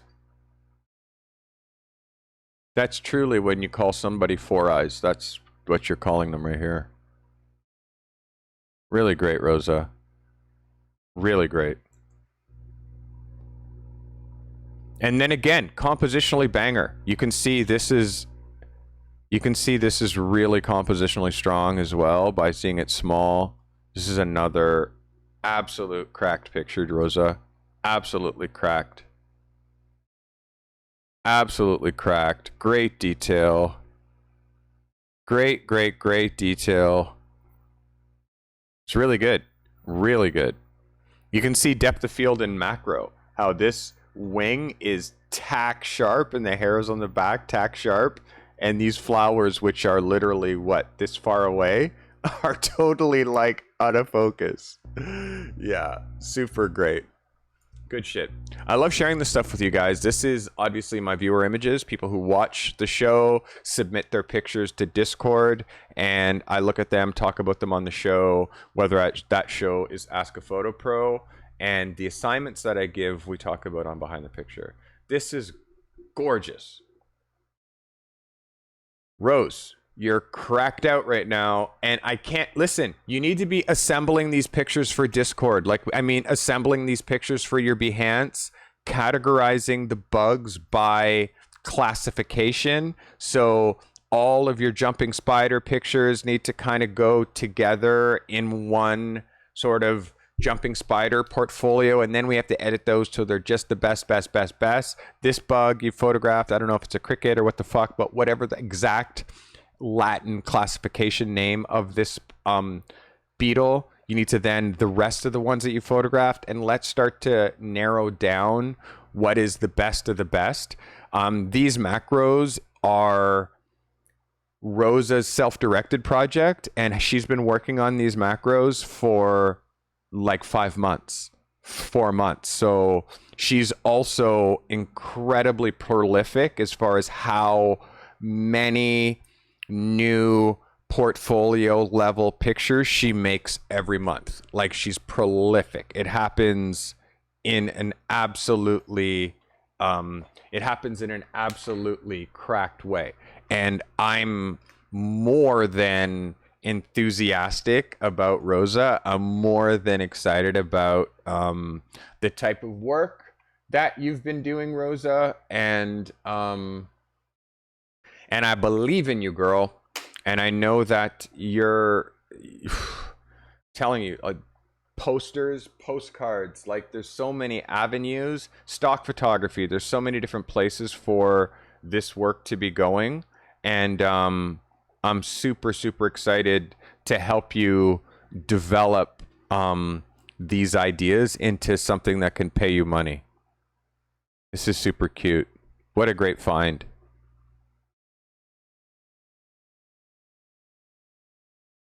Wow, Rosa. Wow. Wow, Rosa. Wow. Wowzer. Yeah, she produces. This girl produces. This is fucking amazing. This is your best photo. This is the best. And again, I might see another one that's even better than this one. But this is artful. Oh my God, Rosa, this is so good. Like, the only thing that would be better is if the flower wasn't cut off on this side. Like, I'm really splitting hairs here, but Rosa, this is fucking preposterous. Just cracked out. So beautiful. So beautiful. This is okay. This is a housewife, mother of 3, lives in Wisconsin. Discovered photography, next to no equipment, found my podcast, realized she loved shooting macros. Husband bought her a lens. I gave her a self-directed project. Find something that you love to shoot and do an exploration of that with the same lens, same equipment, same type of subject matter, and just do that for the next 4 months. And we're going to look at it in September. Rosa has been a fucking factory, not a warehouse, not like glorifying shit that she did 3 months ago. I'm talking almost every day going into her garden with her light, with her setup, and patiently fucking finding and capturing these bugs. And like, Rosa, kudos to you, man, because your work has just, in the last 3 months, your work has like, and I want you guys to, I know I don't even need to tell you to, Rosa, you know that all of our viewers see your progress. People who've been here for a long time, Bear Thunder, Hell Dog, Julie, Senior Warbucks, we all see your progress, girl, and it is lovely. I'm really proud of you. Really proud of you. Do you see what I'm saying?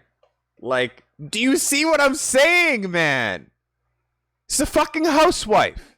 She's just like, oh, I think I like photography. And it's like, no. I'm trying to tell her, like, you're a photographer. You are a photographer. And, like, trying to explain to this woman that she could be selling these pictures to textbooks. She could be, like, doing literally, like, coffee table books on, like, in my yard. Like, there's so much. Like, she also could be shooting cosmetics, skincare, like all these other product photography. Like, I'm trying to curb her not just to bugs, but add other small things, found objects and stuff that she can add into her wheelhouse. But I mean,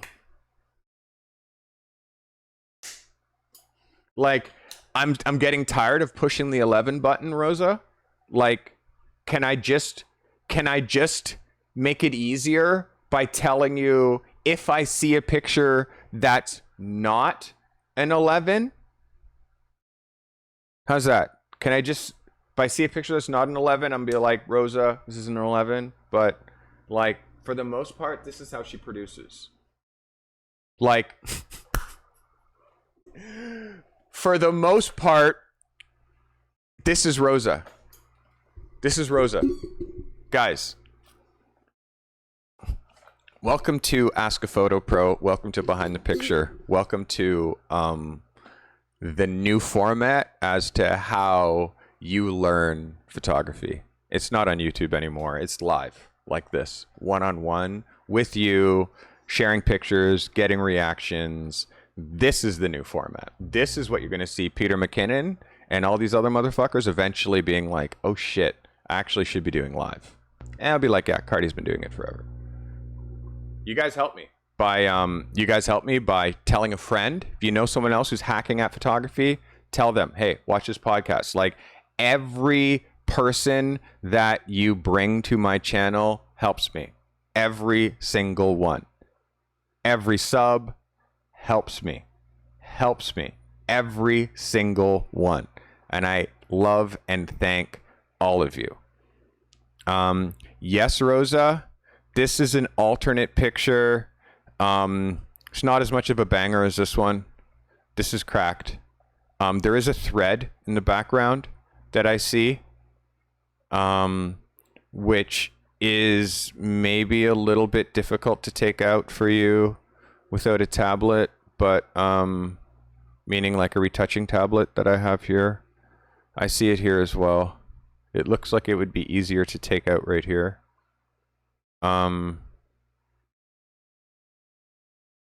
This is a great capture. Obviously, still this thread is actually at this point now, you can see it becomes distracting. Once I show it to you, and once I show it to the class, you'll notice you can't not see it. You know what I mean? You'll notice once I show you this thread, you can't not see it. So, again, amazing photography. In post, these are the things that we have to clean up so your viewers aren't distracted, because humans are very easily distracted. we're visually distracted easily too. This is great. This looks like almost like a duplicate. This is like, still, this is my favorite.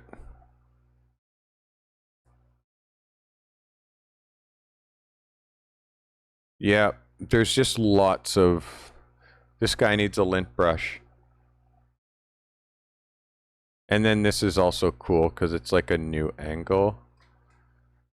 So we're gonna rate that one. So favorites, this and this, top and bottom. The 3 middle shots, maybe this one. All right, Ari the tree. We haven't seen Ari in a minute, but Ari submitted some selfies. This is kind of dope. The only issue that I have is this hard nose shadow. When it comes to noses, when we're trying to like, what makes the nose the most flattering is usually like relatively front light. If you have people who have noses that are a little there's ways that you can photograph the face to like lessen that fact. With nose shadows, meaning when you side light, the nose goes like literally whatever the light is, it just folds over like that, depending on how it's coming. The nose just folds over like that, the light. So if you don't place the light in such a way where that nose shoulder shadow that's folding over meets the shadow on the cheek, you know what I mean? It needs to meet like this shadow on the cheek, and leave like a pocket of light on the eye. You can see where the nose shadow doesn't meet this shadow, then it becomes, you're now seeing the shape of his nose. So subliminally, it's like a double nose. So when the shadow meets, like I'll show you in this picture that Sid posted, when the shadow meets the shadow on the cheek, like we have here, like that's the nose shadow now falling over and meeting the cheek shadow. It leaves this pocket of light and it just looks correct. And now the nose shadow isn't a nose shadow anymore. It's just dramatic light. So it's like, that's the thing.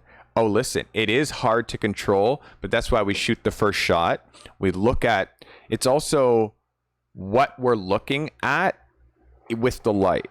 So when we look at a picture, like after you take a capture, you're looking and you're judging stuff. Like that nose shadow based on his head angle, the nose shadow's there. So it's just about catching it and being like, okay, so for the next thing, I need to stand on the 3/4 and look right there.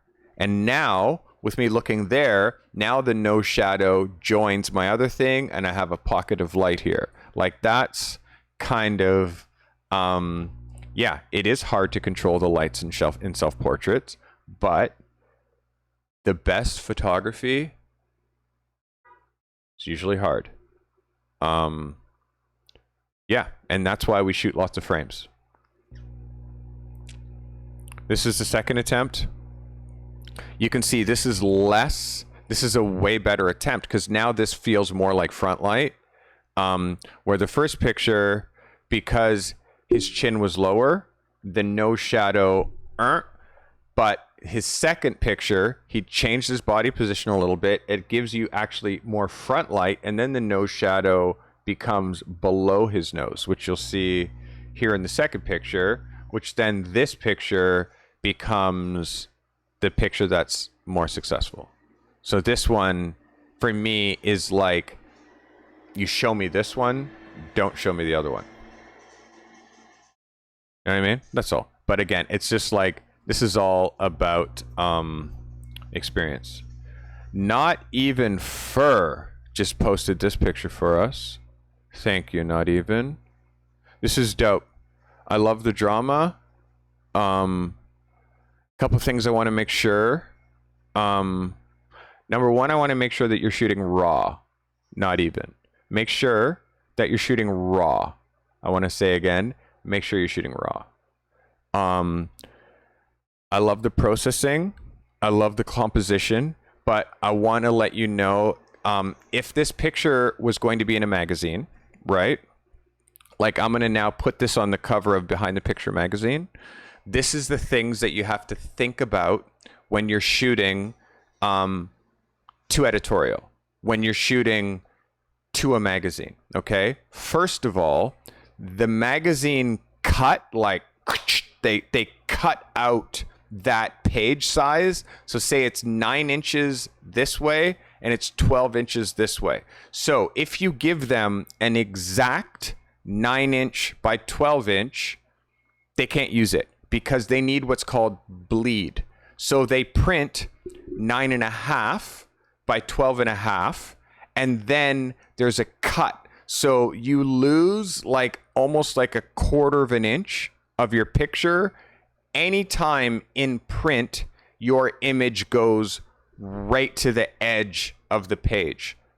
That's why sometimes you see heads getting cut. That's why sometimes you see shoes getting cut a little bit. It's like elbows get, because it's about bleed. You have to compensate for bleed. So in looking at this picture, the first thing that I say is it's a little claustrophobic, because if this is exactly how you want the picture to look, then you have to give me more this way and more this way. Because when I crop this to BTP magazine, you're literally going to lose all of this space in between the edge and the lights, and the exact equal space on that other side. And this little detail space you have in between this barrier, that negative space, that's going to get cut too. So the whole thing becomes like even more claustrophobic. I personally would like a little bit more space between these edges and the lights, like a little bit looser. But other than that, it's a banger. I need to know for sure that you're shooting raw. I want to make sure for sure that you're shooting raw, because I do see nice nuance. I do see nice shadow detail. Sorry, the work must call.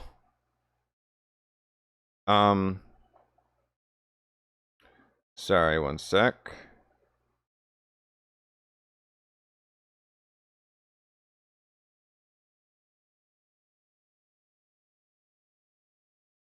I gotta put my phone on DND. Sorry, guys. Yeah, good. So raw photo, perfect. So always we're shooting raw. Now, also the nuance that you have here. Oops, wrong monitor. The nuance that you have here in the sky. This sky is so fucking cracked, so cracked. You also need the same nuance in shadow detail, which means the detail that you have under here, also the detail that you have here in the water, the detail that you have, like the darkest parts of your picture, I need them to be a little bit up. What I'd love if you sent me this raw photo. Like if you just, I mean, I'm not going to do it now, but I'll do it for Thursday. If you just email, send it. I already did it, Julie. Thank you. If you just send it there, the raw, I've done this for Sam McRae and processed his raw like in a way that I think that they should look, and compared it to his processing. And then I also sent him a screenshot of all the things that I did in Lightroom. So you see all the different levels, because it's only Lightroom I'll do it in. And then I basically screenshotted him all the different steps. So now he did those steps. He saved it as a preset, and he's kind of like, it just helps. You know what I mean? So send me this raw, not even, and I'll see if I can bring out more in the shadow detail. But this is cracked. As far as it being the first picture from you, First picture from you, bro? First picture from you is pretty fucking dope. And welcome, not even, to Ask a Photo Pro, bro. I appreciate you. That is if you're male. You might be a female, or you might be a they, them. Doesn't matter. As long as you're here, I'm happy. Just let me know how you'd like me to refer to you as. I could just call you not even, which I'm happy with too. Great first attempt, brother. I mean, first share. Fucking great. Jason made a new YouTube video. I think that's the last thing we're going to look at today, because it is 3:50 and we're going to wrap up right at the 2-hour mark. Jason Williams made a new 30-second. So we're going to look at that right now.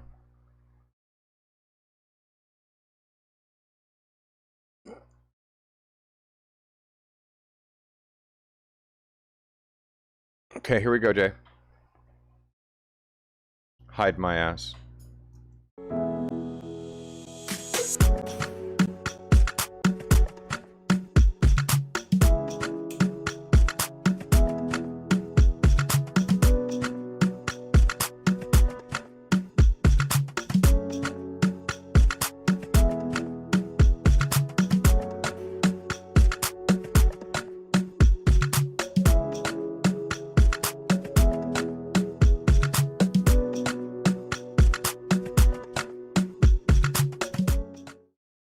Good shit, Jay.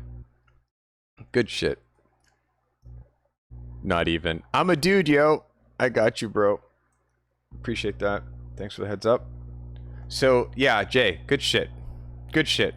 That's it. That's been submitted in the photo bomb. So just to give you a background, the photo bomb is the place in the Discord that I ask you guys to drop photos that you just want me to look at, whether it's stuff you're working on, stuff you've just shot, or whatever. Like, I just monitor the shit that you're working on that you drop in photo bomb. You know, you're photo bombing me. Photo drop is stuff that you want me to look at specifically during behind the picture. Usually it is an assignment that you've done. I look at them in the photo drop, and I do that every behind the picture in the second hour.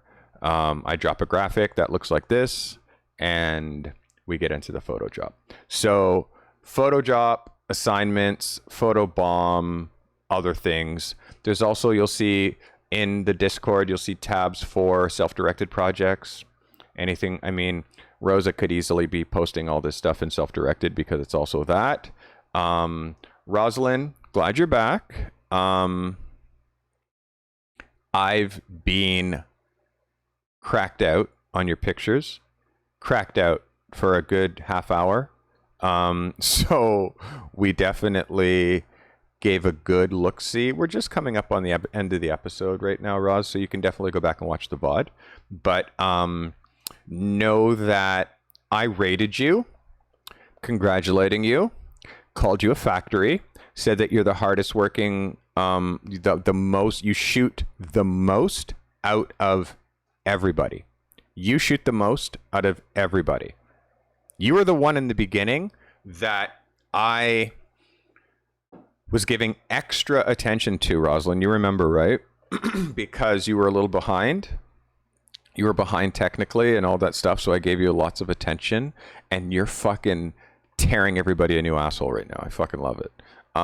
Lex, you're now feeling a little bit like you're a little bit behind, but you understand you're my project right now. You're the next one that I'm gonna get you up to speed in. Like, what we're doing with Lex right now is we're winding the top, which is like all that fucking technical information that you're feeling, and you're just like, oh my god, but you're learning it. You're just fucking winding that top, and what's happening soon is, and you're just gonna like zing, and oh my God, I can do this. Oh my God, I know how to do this. Oh my God, like you're going to find yourself technically knowing how to do so many fucking different things with photography that I'm going to have to like then bring you back in to be like, let's find what you're really loving. And like, now let's like massage that. You're totally the new Rosalind. You're going to massage that. And you can see how Rosalind shot all, like she was shooting family portraits. She was shooting that, like, which she's still doing a little bit of, but her energy, her technical, preciseness, her composition, her speed, her light, everything, she focused on the macros, like just the macros. And they're fucking profound because that's all she cared. Like that's all she's shooting. And because she focused on one thing, and it's like her view is so like small that it's artistic, it's beautiful, it's sellable, it's technically like she just spent all, like she learned what she had to do, and then boom, like she was super big, and then we brought her right back down to, so that's like expansion and then specialization, you know. I'm a specialist. I'm a people specialist. I'm a photographer, and I can help you guys be better at all aspects of your photography, but I'm really a people photographer. So you can see that that's what it's all about. But Rosalind, who shoots macros, I'm still able to help her shoot better macros, you know, because that's her angle. And I'm not, I'm trying to help her shoot people better, but you can see truly this is her wheelhouse. So, yeah. And listen, Rosalind, I love giving you the feedback, and because you're such a prolific shooter and you shoot so much, it becomes easy because there's always, I know if I say something that like, hey, Rosalind, watch this, this, and this, the next time you shoot, you're watching this, this, and this, and these mistakes that you were making before, you're not making them anymore. It's becoming hard to find mistakes in your pictures, Ross. You know what I mean? So it's kind of cool. Yo, guys, last chance to ask me anything nice, any kind of cool questions, any kind of cool things like that. Last chance, because it's 2 hours. And what I'm trying to do these days is to keep these episodes tight like a fucking tiger. Tight. So you get the information that you need right away. It's super inspirational. I show you guys some stuff. I target your focus and inspire you for the next episode. If you guys aren't aware, every week there is an assignment. This week's assignment is cracked. It's fucking cracked. Okay.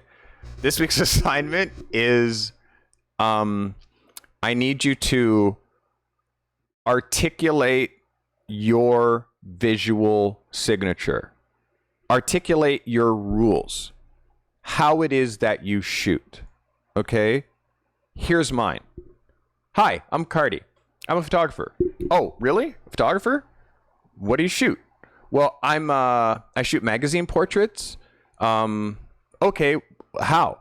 Well, I have like a straight up approach to making pictures that is modern, honest, and iconic. I have like this no bullshit approach to making pictures that is understated, but always iconic. Like I take a regular person that you've never met or seen before, and I try to elevate them and photograph them in such a way that elevates them to celebrity. And then I take a celebrity that you may know and have seen before, and I bring them back down to earth and shoot them like a real person. So there's no ego to my pictures. I make the kind of pictures that you think that you could make, but you probably can't. Does that help you? You know, so being able to articulate your rules in a conversational way, being able to articulate how it is that you see with the camera in a verbal way. I need you to write it out. I want to see it down in a paragraph. Then I want you to take 5 photographs that demonstrate your style and that fit within your rules. Easy, because that's how you shoot. So show me 5 pictures that fit within your rules, and yeah, tell me what those rules are. Also, tell me some of the things that you don't do in your pictures ever. Yeah, I actually have. You want to see my rules? My rules are right here. My rules exist in this Carty brand book, which I went through last behind the picture. Yeah, rules. So I literally went deep into this. Here, it's a whole page. It says Carty's technical rules. Straight up, straight on. 1 camera, 1 lens. Keep to core classic style in color and setup. Find backgrounds that harmonize with the subject. Always natural light outside. I primarily shoot in open shade outside for muted contrast and nuances. I never shoot wide angle vertical. I use right to left artificial light. I shoot to a black background pretty much consistently. Not only, but it's something that I've added to my wheelhouse and I've done for 30 years. I shoot with copy placement in mind. It says I plan ahead for copy placement. So when I shoot, I imagine where text could go. And I don't use zoom lenses. I move with my feet. I get closer to create attention and intimacy with my subject. So this is just like technical rules from 8 years ago. You know what I mean? Like I have a book full of them. You know what I mean? Like, so that's how important it is. For me, I worked with consultants for 2 years to help me articulate what my visual rules were, what my signature was, how I shot. The same company, specifically Tim Foran, made my dot matrix logo because he hated my logo so much. He hated it. Tim hated my logo in a way that, like, he fucking hated it. He wanted it to stop immediately. You need to stop using this as your branding right fucking now. It's horrible. I hate it. And I'm like, Tim, you need to give me something that I can replace it with, please. And he's like, I'm working on it. Fucking working on it. So then he, like, there's literally 30 pages in that book about how he and why this dot matrix logo is my logo.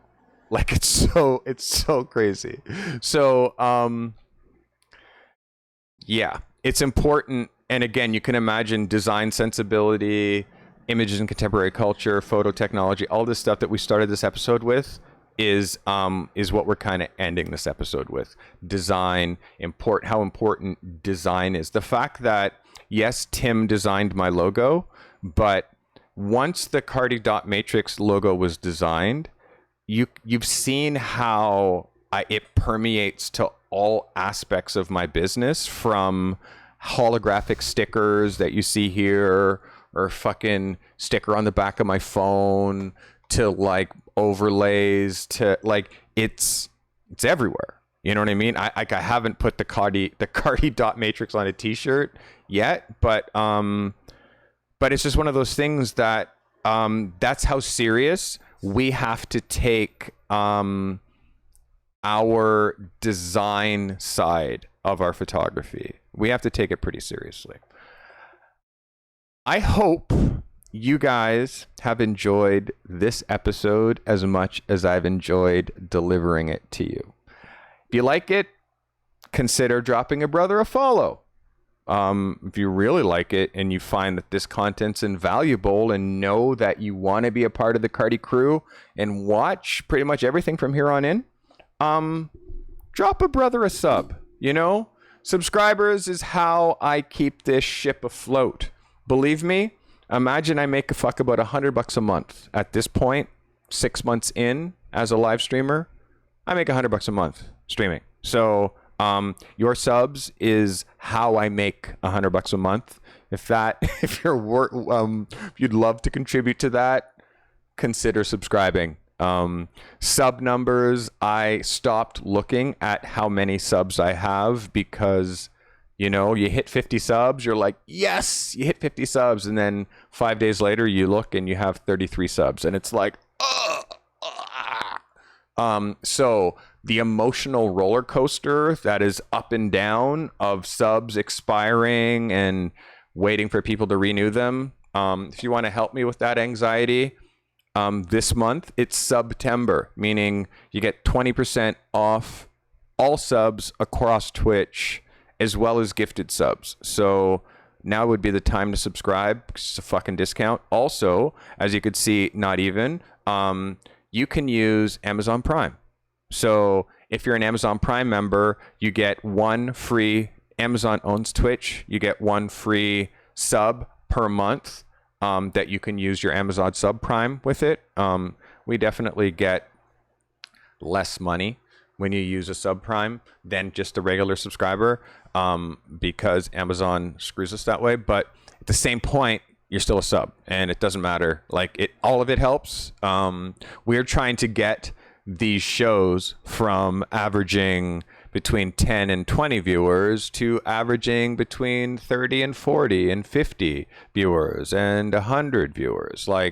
I believe the content is valuable. So this is why you may see this video on YouTube, or you might have found this video on YouTube, because as soon as this VOD is over, we downloading it and it's going there, as I'm going to be doing with a lot of my content, in order to bring people from YouTube, where these videos can be discovered, to Twitch, which is a little bit different with the algorithm. Yo guys, I appreciate you. Sub, follow, watching, all of the above. This has been Carty. Drop command socials if you want my socials. Drop command Discord if you want my Discord. Drop command merch if you're interested in wearing any of the kind of dope shit that I've designed for you to wear while you're shooting. This has been Carty. This has been Ask a Photo Pro. We'll see you on the next one.